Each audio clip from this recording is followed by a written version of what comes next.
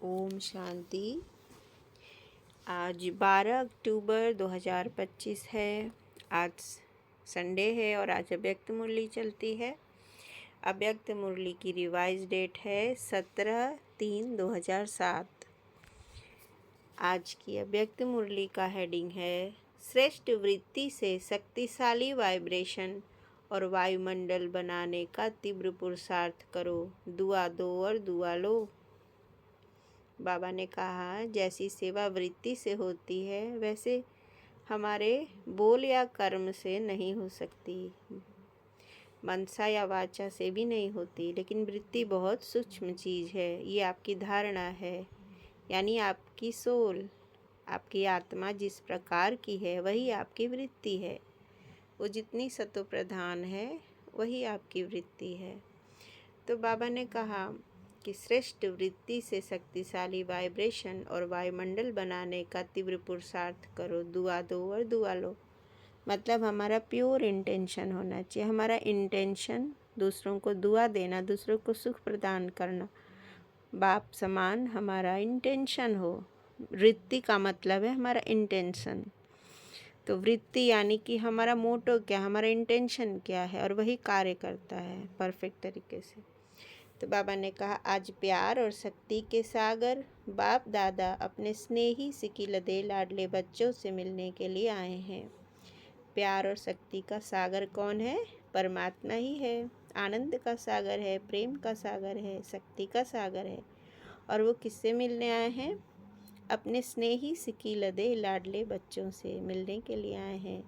सभी बच्चे भी दूर दूर से स्नेह की आकर्षण से मिलन मनाने के लिए पहुंच गए हैं। हम सारे बच्चे बाबा मिलन में क्यों जाते हैं? बाबा से मिलन की आस में जाते हैं। तो बाबा मिलन के समय की मुरली होती है ये। और बाबा कह रहे हैं कि दूर दूर के स्नेह की आकर्षण से मिलन मनाने के लिए पहुंच गए हैं। चाहे सम्मुख बैठे हैं, चाहे देश विदेश में बैठे हुए स्नेह का मिलन मना रहे हैं। बाबा मिलन में नहीं भी जाते हैं बच्चे तो सेंटर पे भी सुनते हैं मुरली, घर में भी सुनते हैं। बाप से उस दिन बाप दादा से कनेक्ट होते हैं। बहुत स्ट्रांग वाइब्रेशंस मिलती हैं बाबा से। तो बाप दादा चारों ओर के सर्व स्नेही, सर्व सहयोगी साथी बच्चों को देख हर्षित होते हैं। बाप दादा देख रहे हैं मेजॉरिटी बच्चों के दिल में एक ही संकल्प है कि अभी जल्दी जल्दी बाप को प्रत्यक्ष करें। बाप कहते हैं सभी बच्चों का उमंग बहुत अच्छा है, लेकिन बाप को प्रत्यक्ष तब कर सकेंगे जब पहले अपने को बाप समान संपन्न संपूर्ण प्रत्यक्ष करेंगे। तो बाबा कहते अभी कमी कमजोरी बहुत है, तो बाप समान पहले बन जाओ, तभी तो बाप प्रत्यक्ष होगा। हमारे द्वारा होगा, लेकिन हम संपूर्ण बनेंगे तभी प्रत्यक्ष कर सकेंगे परमपिता परमात्मा को। तो बच्चे पूछते हैं बाप से कि कब प्रत्यक्ष होगा, और बाप बच्चों से पूछते हैं कि आप बताओ आप कब स्वयं को बाप समान प्रत्यक्ष करेंगे। अपने संपन्न बनने की डेट फिक्स की है? बाबा ने सवाल किया। फॉरेन वाले तो कहते हैं 1 साल पहले डेट फिक्स की जाती है। तो अपने को बाप समान बनने की आपस में मीटिंग करके डेट फिक्स की है? बाबा ने कहा कि कोई प्लान बनाया है फॉरेन वालों के हिसाब से कोई भी गतिविधि करना हो तो 1 साल पहले उस प्रोग्राम के लिए डेट फिक्स कर लेते हैं। तो क्या इस तरह से हमने कोई प्रोग्राम बनाया है कि अपने आप को बाप समान संपूर्ण कब बना लेंगे? क्योंकि हमारे ऊपर है। हमारे अंदर जो कमियां हैं उनकी हमको जानकारी है कि हाँ ये कमी अभी भी है, मतलब अभी हम संपूर्ण नहीं बने हैं। और दृढ़ता से उस कमी को दूर करेंगे तब हम संपूर्ण बन सकेंगे।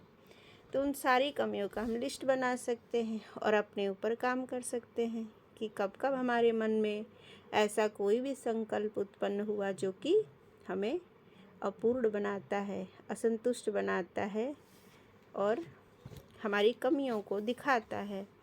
जब जब ऐसा संकल्प आए तो उसके विपरीत हमें उस प्रकार के गुण और शक्तियों को अपने अंदर बाबा से भरना है। जैसे इच्छाओं के वजह से दुखी होते हैं तो हम बाबा से शक्तियाँ लें कि इच्छा मात्र में विद्या हूँ, मैं संपूर्ण रूप से संतुष्ट आत्मा हूँ। उसी प्रकार हर एक कमी कमजोरी के लिए हम एक अच्छा अफर्मेशन स्वमान लेकर बाबा के सामने बैठ सकते हैं योग में। कि बाबा हमें इस गुण से भर दो, ताकि इस तरह की कमी हमारी वृत्ति में कभी भी ना आए, है ना। और इस तरह से हम अपने आप को संपूर्ण बनाते जाएंगे। तो बाप दादा देखते हैं आजकल तो हर वर्ग की भी मीटिंग्स बहुत होती हैं। डबल फॉरेनर्स की भी मीटिंग बाप दादा ने सुनी, बहुत अच्छी लगी। सब मीटिंग्स बाप दादा के पास तो पहुंच ही जाती हैं। तो बाप दादा पूछते हैं कि इसकी डेट कब फिक्स की है, संपूर्ण बनने की डेट कब फिक्स की है। क्या यह डेट ड्रामा फिक्स करेगा या आप फिक्स करेंगे, कौन करेगा। लक्ष्य तो आपको रखना ही पड़ेगा, है ना। ड्रामा में हो जाएगा, होगा तो कर लेंगे, जब होगा तभी होगा। तो ये तो अलबेला बनाता है। और यहाँ पे हम पुरुषार्थ यानी हीरो पाठधारी नहीं हुए, तीव्र पुरुषार्थी नहीं हुए यहाँ पे। लेकिन जब हम खुद डेट फिक्स करते हैं, लक्ष्य टारगेट बना के कि हमको इस टारगेट को इतने समय में पूरा करना है, तब ये हमारा स्वयं का पुरुषार्थ होता है। और इसी के आधार पर हमारा पद मिलेगा। हमने स्वयं से जितना प्रयास किया और लक्ष्य को हासिल किया, तो ये हमारे अच्छे पद को निर्धारित करता है भविष्य के लिए। तो लक्ष्य तो आपको रखना ही पड़ेगा। और लक्ष्य बहुत अच्छे थे, अच्छा बढ़िया थे, बढ़िया रखा भी है। अभी सिर्फ जैसा लक्ष्य रखा है उसी प्रमाण लक्षण श्रेष्ठ लक्ष्य के समान बनाना है। अभी लक्ष्य और लक्षण में अंतर है। जब लक्ष्य और लक्षण समान हो जाएंगे तो लक्ष्य प्रैक्टिकल में आ जाएगा। सभी बच्चे जब अमृत वेले मिलन मनाते हैं और संकल्प करते हैं तो बहुत अच्छे करते हैं। बाप दादा चारों ओर के हर बच्चे की रूह रिहान सुनते हैं, बहुत सुंदर बातें करते हैं, पुरुषार्थ भी बहुत अच्छा करते हैं। लेकिन पुरुषार्थ में एक बात की तीव्रता चाहिए। पुरुषार्थ है लेकिन तीव्र पुरुषार्थ चाहिए, तीव्रता की दृढ़ता उसकी एडिशन चाहिए। बाप दादा की हर बच्चे के प्रति यही आश है कि समय प्रमाण हर एक तीव्र पुरुषार्थी बने। चाहे नंबरवार हैं, बाप दादा जानते हैं, लेकिन नंबरवार में भी तीव्र पुरुषार्थ सदा रहे, उसकी आवश्यकता है। समय संपन्न होने में तीव्रता से चल रहा है, लेकिन अभी बच्चों को बाप समान बनना ही है, यह भी निश्चित ही है। सिर्फ इसमें तीव्रता चाहिए। हर एक अपने को चेक करे कि मैं सदा तीव्र पुरुषार्थी हूँ, क्योंकि पुरुषार्थ में पेपर तो बहुत आते ही हैं और आने ही हैं। लेकिन तीव्र पुरुषार्थी के लिए पेपर में पास होना इतना ही निश्चित है कि तीव्र पुरुषार्थी पेपर में पास हुआ ही पड़ा है, होना है नहीं, हुआ ही पड़ा है, यह निश्चित है। सेवा भी सभी अच्छी रुचि से कर रहे हैं, लेकिन बाप दादा ने पहले भी कहा है कि वर्तमान समय के प्रमाण एक ही समय पर मनसा वाचा और कर्मणा अर्थात चलन और चेहरे द्वारा तीनों ही प्रकार की सेवा चाहिए। मनसा द्वारा अनुभव कराना, वाणी द्वारा ज्ञान के खजाने का परिचय कराना और चलन व चेहरे द्वारा संपूर्ण योगी जीवन के प्रैक्टिकल रूप का अनुभव कराना। तीनों ही सेवा एक समय करनी है, अलग अलग नहीं। समय कम है और सेवा अभी भी बहुत करनी है। बाप दादा ने देखा कि सबसे सहज सेवा का साधन है वृत्ति द्वारा वाइब्रेशन बनाना और वाइब्रेशन द्वारा वायुमंडल बनाना, क्योंकि वृत्ति सबसे तेज साधन है। जैसे साइंस की रॉकेट फास्ट जाती है, वैसे आपकी रूहानी शुभभावना शुभकामना की वृत्ति दृष्टि और सृष्टि को बदल देती है। एक स्थान पर बैठे भी वृत्ति द्वारा सेवा कर सकते हैं। सुनी हुई बात फिर भी भूल सकती है, लेकिन जो वायुमंडल का अनुभव होता है वह भूलता नहीं है। जैसे मधुबन में अनुभव किया है कि ब्रह्मा बाप की कर्म भूमि, योग भूमि, चरित्र भूमि का वायुमंडल है। अब तक भी हर एक उसी वायुमंडल का जो अनुभव करते हैं वह भूलता नहीं है। वायुमंडल का अनुभव दिल में छप जाता है। तो वाणी द्वारा बड़े बड़े प्रोग्राम तो करते ही हो, लेकिन हर एक को अपनी श्रेष्ठ रूहानी वृत्ति से, वाइब्रेशन से वायुमंडल बनाना है। लेकिन वृत्ति रूहानी और शक्तिशाली तब होगी जब आपके दिल में, मन में किसी के प्रति भी उल्टी वृत्ति का वाइब्रेशन नहीं होगा। तो अब यह हमें समझना है कि वृत्ति को शुद्ध और प्योर कैसे बनाया जा सकता है। तो बाबा ने समझा दिया है कि वृत्ति आपकी शक्तिशाली होगी और वायुमंडल कब बनाएगी, अच्छा जब आपके मन में किसी के भी प्रति उल्टी वृत्ति का वाइब्रेशन नहीं हो। यानी बाबा बोलते हैं ना, कई बार बाबा बोलते हैं बाप समान बनने का मतलब एक भी आत्मा के प्रति आपके अंदर कोई अशुद्ध विचार यानी निगेटिव वाइब्रेशन ना हो, जजमेंटल ना हो, बल्कि उनके प्रति सहानुभूति, शुभ भावना। अगर वो कमज़ोर हैं तो रहमदिल हों हम, हाँ। अगर उनके अंदर विशेषताएं हैं तो जेलसी भी ना हो। हम उनके लिए सदा एक पॉजिटिव वृत्ति रखें, पॉजिटिव सोच रखें। अगर वो हमसे अच्छे हैं तो उनसे सीखने की इच्छा हो, अगर वो हमसे कमज़ोर हैं तो उनको दुआएं दें और उनके उन्नति के बारे में हमारा विचार हो, मन हो, भावना हो कि वो भी आगे बढ़ें। तो ऐसी वृत्ति हम पॉजिटिव बना के रख सकते हैं हर एक आत्मा के प्रति, है ना। और जो आत्माएं अगर हमें हमारे लिए विघ्न बनती हैं उनको भी हम दुआ दें कि बाबा इनको सद्बुद्धि आए और इनसे हमारा हिसाब किताब अच्छा हो, है ना। ऐसे ही जैसे हम अपने परिवार में हर एक आत्मा के लिए अच्छा सोचते हैं ना कि आगे जाके अच्छा करे, इसके जीवन में अच्छा ही अच्छा हो, इसी तरह विश्व के हर एक आत्मा के लिए हमारी वृत्ति पूरी तरह से सकारात्मक हो कि हमसे अगर कुछ मिल सके तो सभी आत्माओं को कुछ न कुछ मनसा द्वारा गुणदान, शक्तियाँ, गुण, है ना, यही प्राप्त हो। और इस प्रकार से हम अपनी वृत्ति को सेवा के लिए वायुमंडल बनाने लायक बना सकते हैं, तभी वृत्ति से सेवा हो भी सकती है। अपने मन की वृत्ति सदा स्वच्छ हो, क्योंकि किसी भी आत्मा के प्रति अगर कोई व्यर्थ वृत्ति या ज्ञान के हिसाब से निगेटिव वृत्ति है तो निगेटिव माना किचड़ा, अगर मन में किचड़ा है, शुभ वृत्ति से सेवा नहीं कर सकेंगे। तो पहले अपने आप को चेक करो कि मेरे मन की वृत्ति शुभ रूहानी है। निगेटिव वृत्ति को भी अपनी शुभ भावना, शुभ कामना से निगेटिव को भी पॉजिटिव में चेंज कर सकते हो, क्योंकि निगेटिव से अपने ही मन में परेशानी तो होती है ना, वेस्ट थॉट्स तो चलते हैं ना। तो पहले अपने को चेक करो कि मेरे मन में कोई खिटखिट तो नहीं है, नंबरवार तो हैं, अच्छे भी हैं तो साथ में खिटखिट वाले भी हैं, लेकिन यह ऐसा यह समझना अच्छा है, लेकिन जो रॉन्ग है उसको रॉन्ग समझना है, तो राइट है उसको राइट समझना है, लेकिन दिल में बिठाना नहीं है। समझना अलग है, नॉलेजफुल बनना अच्छा है, रॉन्ग को रॉन्ग तो कहेंगे ना। कई बच्चे कहते हैं बाबा आपको पता नहीं है कैसे हैं, आप देखो ना तो पता पड़ जाए। बाप मानते हैं, आपके कहने से पहले ही मानते हैं कि ऐसे हैं, लेकिन ऐसी बातों को अपने दिल में वृत्ति में रखने से स्वयं भी तो परेशान होते हो।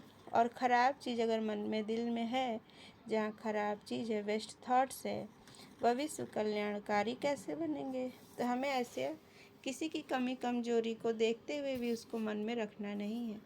और शायद जब हम उसको जज नहीं कर रहे होते हैं तभी हम अच्छी वृत्ति से उसके अंदर भी चेंज ला सकते हैं।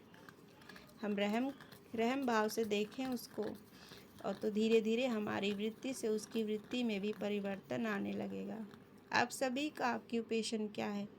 कोई कहेगा हम लंदन के कल्याणकारी हैं, दिल्ली के हैं, यूपी के हैं, नहीं, जहाँ भी रहते हो चलो देश नहीं तो सेंटर के कल्याणकारी हैं। ऑक्यूपेशन यह सभी बताते हैं ना कि विश्व कल्याणकारी हैं। तो सब कौन हो? विश्व कल्याणकारी हो? हाथ उठाओ। सभी ने हाथ उठाया। अच्छा, तो मन में कोई भी खराबी तो नहीं है। समझना अलग चीज़ है, समझो भले या राइट है रॉन्ग, लेकिन मन में नहीं बिठा। मन में वृत्ति रखने से दृष्टि और सृष्टि भी बदल जाती है। बाप दादा ने होमवर्क दिया था, क्या दिया था? सबसे सहज पुरुषार्थ है जो सभी कर सकते हैं, माताएं भी कर सकती है, बूढ़े भी कर सकते हैं, युवा भी कर सकते हैं, बच्चे भी कर सकते हैं। यह विधि सिर्फ एक काम करो, किसी से भी संपर्क में आओ, दुआ दो और दुआ लो। मनसा द्वारा उनके लिए संकल्प रचो कि बाबा इनका भला हो, ये जो जीवन में अच्छी चीज़ें चाहते हैं इनको प्राप्त हो, इनको सद्बुद्धि आए, इनके भाग्य में उन्नति हो। तो इस तरीके से हम जो भी हमारे सामने आता है उनको दुआएं दे सकते हैं। यही दुआएं हमें लौट कर भी मिलती हैं। तो चाहे वह बद्दुआ देता भी है, लेकिन आप कोर्स क्या कराते हो निगेटिव को पॉजिटिव में बदलने का? 7 डेज कोर्स कराते हम समझाते हैं ना कि आपको पॉजिटिव सोचना है। तो उसी प्रकार बाबा ने कहा कि जब आपके मन में कुछ ऐसा निगेटिव आता है तो खुद को कोर्स कराओ। बाबा ने क्या कहा? कि उस समय अपने आप को भी उस समय कोर्स कराओ। चैलेंज क्या है? चैलेंज है कि प्रकृति को भी तमोगुणी से सत्वगुणी बनाना ही है। यह चैलेंज है ना। आप सबने यह चैलेंज की है कि प्रकृति को भी सत्व प्रधान बनाना है। कान हिलाओ, हाथ हिलाओ, देखो, देखा देखी नहीं हिलाना, दिल से हिलाना, क्योंकि अभी समय प्रमाण वृत्ति से वायुमंडल बनाने के लिए तीव्र पुरुषार्थ की आवश्यकता है। वृत्ति में अगर जरा भी किचड़ा होगा तो वृत्ति से वायुमंडल कैसे बनाएंगे? प्रकृति तक आपका वाइब्रेशन जाएगा, वाणी तो नहीं जाएगी, वाइब्रेशन जाएगा, और वाइब्रेशन बनता है वृत्ति से। वाइब्रेशन से वायुमंडल बनता है। मधुबन में भी सब एक जैसे तो नहीं है, लेकिन ब्रह्मा बाप और अन्य बच्चों के वृत्ति द्वारा तीव्र पुरुषार्थ द्वारा वायुमंडल बना है। आज आपकी दादी याद आ रही है। दादी की विशेषता क्या देखी, कैसे कंट्रोल किया? कभी भी कैसी भी वृत्ति वाले की कमी दादी ने मन में नहीं रखी, सभी को उमंग दिलाया। आपकी जगदम्बा माँ ने भी वायुमंडल बनाया, जानते हुए भी कि अपनी वृत्ति सदा शुभ रखी, जिसके वायुमंडल का अनुभव आप सभी कर रहे हो। चाहे फॉलो फादर है, लेकिन बाप दादा हमेशा कहते हैं कि हर एक की विशेषता को जान, उस विशेषता को अपना बनाओ। हर एक बच्चे में नोट करना, बाप दादा का जो बच्चा बना है उसे एक बच्चे में चाहे तीसरा नंबर है, लेकिन यह ड्रामा की विशेषता है। बाप दादा का वरदान है सभी बच्चों में चाहे 99 गलती भी हो, लेकिन एक विशेषता जरूर है, जिस विशेषता से मेरा बाबा कहने का हकदार है, परवश है, लेकिन बाप से प्यार अटूट होता है। इसलिए बाप दादा अभी समय की समीपता का अनुसार हर एक जो भी बाप के स्थान है, चाहे गांव में चाहे बड़े जोन में है, सेंटर्स पर है, लेकिन हर एक स्थान और साथियों में श्रेष्ठ वृत्ति का वायुमंडल आवश्यक है। बस एक अक्षर याद रखो, अगर कोई बद्दुआ देता भी है तो लेने वाला कौन? क्या देने वाला लेने वाला एक होता है या दो? अगर कोई आपको कोई ख़राब चीज़ दे, आप क्या करेंगे? अपने पास रखेंगे या वापस करेंगे या फेंक देंगे? अलमारी में संभाल के रखेंगे। तो दिल में संभाल के नहीं रखना, क्योंकि आपकी दिल बाप दादा का तख्त है। इसलिए एक शब्द अभी मन में पक्का याद कर लो, मुख में नहीं, मन में याद करो। दुआ देना है, दुआ लेना है, कोई भी नेगेटिव बात मन में नहीं रखो। अच्छा, एक कान से सुना दूसरे कान से निकालना तो आपका काम है कि दूसरे का काम है? तभी विश्व में आत्माओं में फास्ट गति की सेवा वृत्ति से वायुमंडल बनाने की कर सकेंगे। विश्व परिवर्तन करना है ना, तो क्या याद रखेंगे? याद रखा मन से दुआ शब्द याद रखो बस, क्योंकि आपके जड़ चित्र क्या देते हैं? दुआ देते हैं। मंदिर में जाते हैं तो क्या मांगते हैं? दुआ मांगते हैं। दुआ मिलती है तभी तो दुआ मांगते हैं। आपके जड़ चित्र लास्ट जन्म में भी दुआ देते हैं, वृत्ति से उनकी कामनाएं पूरी करते हैं। तो आप बार बार ऐसे दुआ देने वाले बने हो, तब आपके चित्र भी आज तक दुआएं देते हैं। चलो, परवश आत्माओं को अगर थोड़ा सा क्षमा के सागर के बच्चे क्षमा दे दी तो अच्छा ही है ना।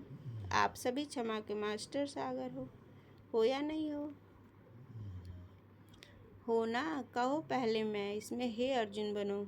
ऐसा वायुमंडल बनाओ जो कोई भी सामने आए वह कुछ न कुछ ने सहयोग क्षमा का अनुभव करे, हिम्मत का अनुभव करे, सहयोग का अनुभव करे, उमंग उत्साह का अनुभव करे। ऐसे हो सकता है? हो सकता है।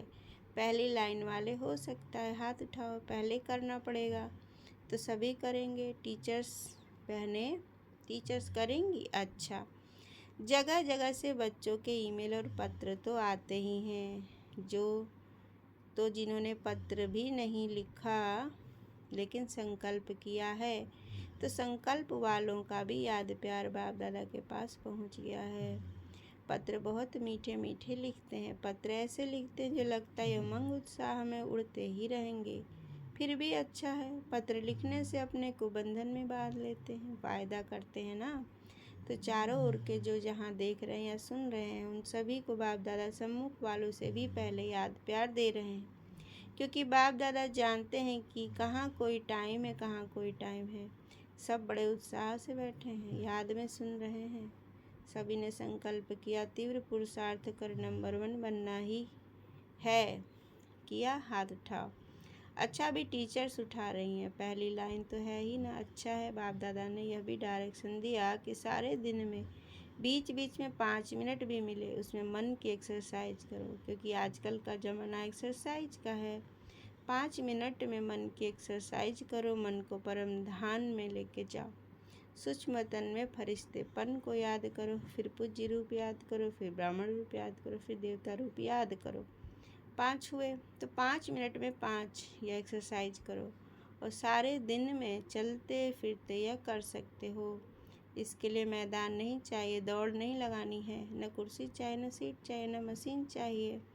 जैसे और एक्सरसाइज शरीर की आवश्यक है वह भले करो, उसकी मना नहीं है, लेकिन यह मन की ड्रिल एक्सरसाइज मन को सदा खुश रखेगी, उमंग उत्साह में रखेगी, उड़ती कला का अनुभव कराएगी। तो अभी अभी यह ड्रिल सभी शुरू करो, परम धाम से देवता तक।